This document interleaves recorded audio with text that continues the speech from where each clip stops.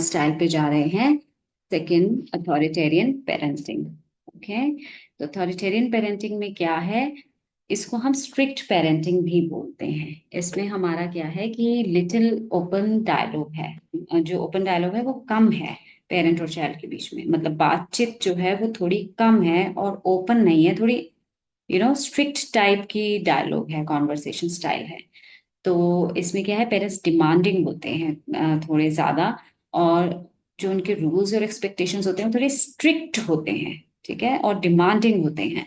Less freedom to kids, बच्चों को उतनी आजादी नहीं है कि वो रीजनिंग पूछ सकें, क्वेश्चनिंग कर सकें, और उनसे हाई एक्सपेक्टेशंस रहती हैं। लेकिन जो पेरेंट्स हैं वो not much responsive to children, बच्चों को उतने अच्छे से रिस्पॉन्ड नहीं करते, रिस्पॉन्सिव नहीं रहते उनके क्वेश्चंस के प्रति, या खुद के रीजनिंग देने के, रीजनिंग मतलब देना चाहे बच्चों को, उस टाइप से रिस्पॉन्सिव नहीं होते।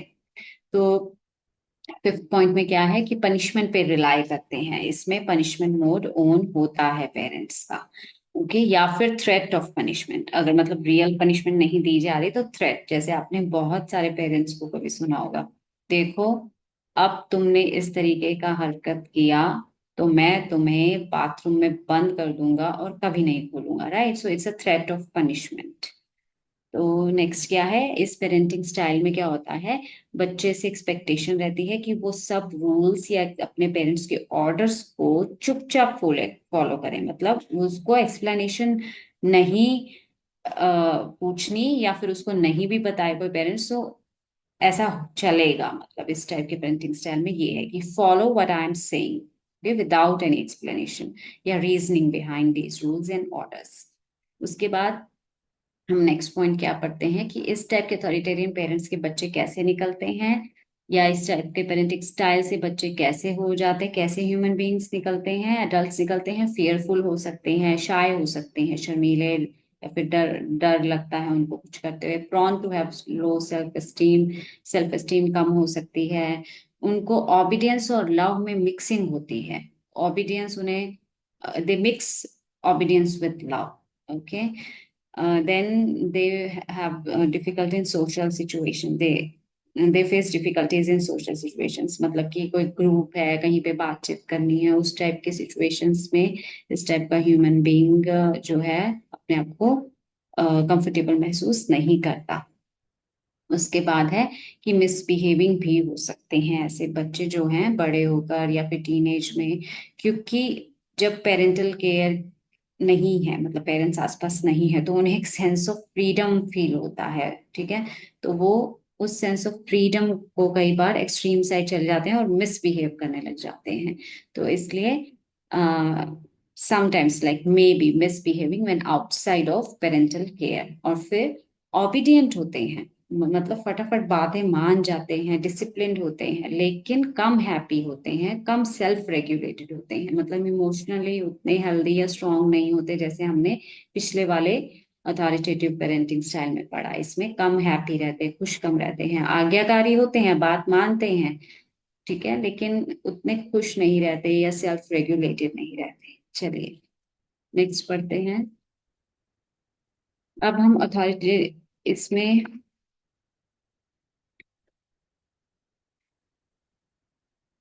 ये पढ़ रहे हैं कि रिकग्निशन कैसे करते हैं, मतलब हम कैसे पहचानते हैं कि अथॉरिटेरियन स्टाइल है।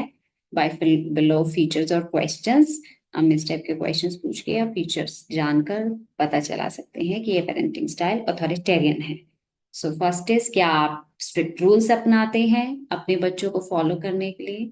क्या आप अपने बच्चों को बहुत कम चॉइस देते हैं या डिसीजन लेने के लिए बहुत कम उन्हें फ्रीडम देते हैं अपनी लाइफ के बारे में? Do you give your child few choices and decisions about their own life? The third point है, do you find yourself utilising punishment as a means of getting your child to do what you ask? कि क्या आप punishment को अपनाते हो, जो आपने अपने बच्चे से करवाना होता है या पूछना होता है उसके लिए आप पनिशमेंट भी यूज करते हो?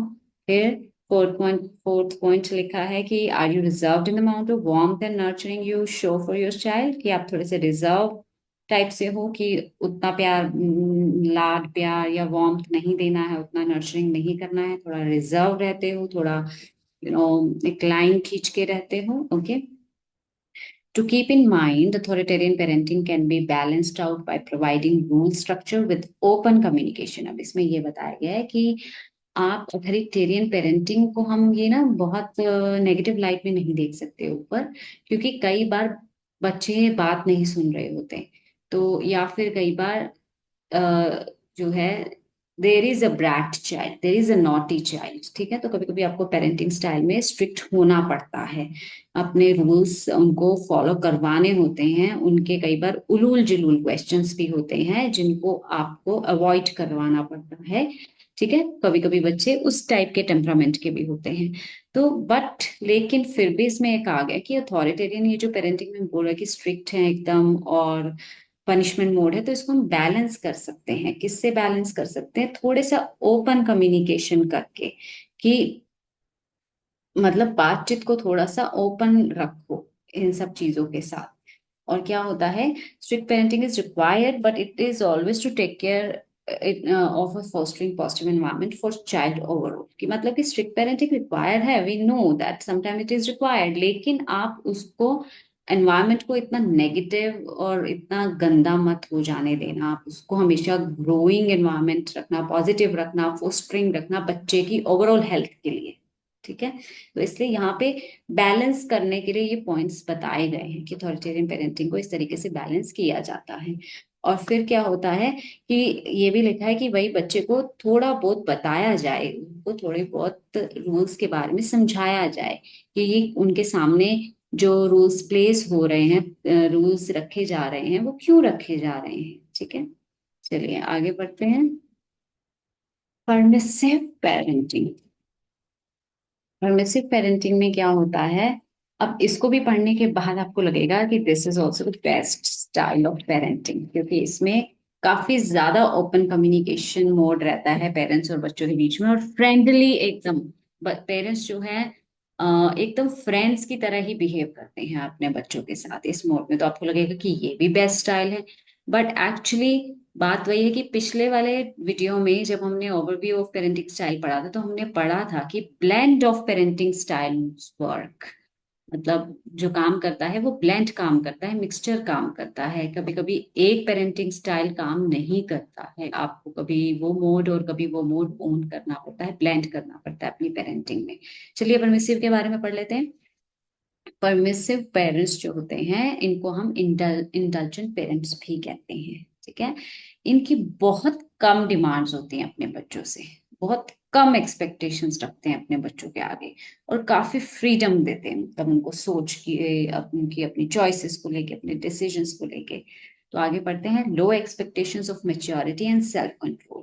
अब देखो ये लाइन अपने आप में एक पॉजिटिव है, अपने आप में एक नेगेटिव है, कि सेल्फ कंट्रोल होना भी बहुत इंपॉर्टेंट है, लेकिन पेरेंट्स कोई एक्सपेक्टेशन ही नहीं रखते बच्चों से किसी टाइप की मैच्योरिटी की या सेल्फ कंट्रोल की। तो एक तरीके से ठीक है, बच्चों ने सॉरी पेरेंट्स ने फ्रीडम दिया, बट बच्चों के पास सेल्फ कंट्रोल नहीं निकलेगा in the end, right, result में। तो चलो आगे बढ़ते हैं। रिस्पॉन्सिव होते हैं ये टाइप के पेरेंट्स, वार्म पेरेंट्स होते हैं, बहुत प्यार, बहुत अच्छे से पेश आते हैं, बहुत like it's there's so much warmth, you can see there's so much love between a parent and a child, you can see, but also reluctant to enforce rules। मतलब warmth and responsive is everything is fine, but मतलब rules enforce नहीं करते हैं, बिल्कुल reluctant होते हैं, मतलब कि इंटरेस्टेड ना होना उस चीज को करने में, उससे बचना, रूल्स इन्फोर्स करने से बचना। अब क्या होता है, जब तक बच्चे को समझाया नहीं जाएगा कि there are rules, for example red light है, ग्रीन लाइट है, तो हमें यहाँ रुकना है, या कुछ और हमें अभी सड़क पार करने से पहले यहाँ पे चीज देखनी है, उसके अलावा भी इस तरीके के बहुत सारे ऐसे रूल्स होते हैं। तो कई बार जब हम ये रूल्स के बारे में नहीं स्टैब्लिश करते, तो बच्चे को किसी रूल की वैल्यू कई बार समझ नहीं होती, ठीक है। उसके आगे फोर्थ पॉइंट पढ़ते हैं। नॉन ट्रेडिशनल होते हैं ये पेरेंट्स, आपको पता चल ही रहा है, लाइक फ्रेंडली टाइप बिहेव करते हैं, एक्सपेक्टेशन नहीं रखते, डिमांड नहीं रखते, रूल्स नहीं रखते, गाइडलाइंस नहीं रखते, तो नॉन ट्रेडिशनल हुए, लीनियंट हुए, act as a friend, more than as a parent. Fifth point में क्या है, नर्चरिंग होते हैं, कम्युनिकेटिव होते हैं, अच्छे से बातचीत करते हैं, और नॉन प्यूनिटिव स्टाइल में एक्सेप्टेंस देते हैं, मतलब बिल्कुल भी पनिशिंग नहीं होते और बहुत ज्यादा एक्सेप्टेंस देते हैं अपने बच्चों की हर बात के लिए। लेस कंट्रोल होते हैं over impulsive behaviour of child, मतलब चाइल्ड का इम्पल्सिव बिहेवियर भी देखे तो उसके ऊपर इतना कंट्रोलिंग नहीं करते, बहुत कम कंट्रोल करते हैं। और क्योंकि रूल्स एग्जिस्ट ही नहीं करते या फिर इनकंसिस्टेंटली एग्जिस्ट करते हैं, ठीक है, मतलब कि कभी कभी ही एग्जिस्ट करते हैं या फिर एग्जिस्ट ही नहीं करते हैं, इसलिए बहुत कम कंट्रोल रहता है उन बच्चों के इम्पल्सिव बिहेवियर के ऊपर। नेक्स्ट पॉइंट क्या है, seventh, does not encourage child to obey externally defined standards, और अपने बच्चे को स्टैंडर्ड्स ओबे करने के लिए भी इंकरेजमेंट नहीं देते हैं, इनकरेज नहीं करते हैं बहुत ज्यादा। और कॉन्फ्रंट्रेशन जो मतलब कोई लड़ाई वाली बातचीत हो गई या थोड़ी सी ऑपोजिशन वाली बात हो गई, मतलब इस टाइप का आर्ग्यूमेंट करना या कुछ डिफरेंट पर्सपेक्टिव अवॉइड करते हैं, कॉन्फ्रंटेशन अवॉइड करते हैं, आर्ग्यूमेंट अवॉइड करते हैं, और काफी कम डिमांड्स रखते हैं अपने बच्चे के आगे, उनको रिस्पॉन्सिबल फील कराने के लिए या फिर उनको ऑर्डरली बिहेव कराने के लिए बहुत कम डिमांड्स और रूल्स रखते हैं। फिर नाइन्थ पॉइंट है parents present itself to the child as a source for him to, yeah, this line is important। देखिए, कि पेरेंट अपने आप को बच्चे के लिए एक सोर्स ही मानते हैं बस, कि हम सिर्फ उनके लिए एक जरिया है, वो अपने आप को एक आइडियल तौर पे नहीं रखते हैं कि हमारे जैसे बनो, हमारे जैसे हमें हमें फॉलो करो, राइट।